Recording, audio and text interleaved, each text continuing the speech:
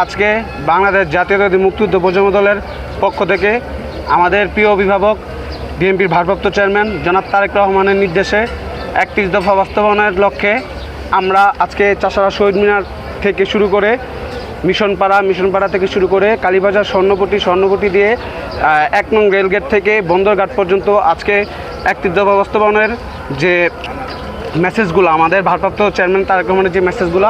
এটা আমরা সাধারণ ও জনগণের মধ্যে পৌঁছে দেওয়ার জন্য আমরা সবাই আজকে নারায়ণগঞ্জ মহানগর মুক্তিযুদ্ধ প্রজন্ম দল থেকে সবাই আমরা একত্রিত হয়েছি।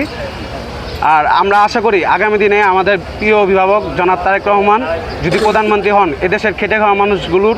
যে গত যে ফ্যাসিস্টদের আমলে যে 17 বছর যে নির্যাতিত হয়েছে, যে আমরা সাধারণ মানুষের যে অন্য কেড়ে নিয়েছে, এগুলো ইনশাল্লাহ বাস্তবায়ন হবে ইনশাল্লাহ।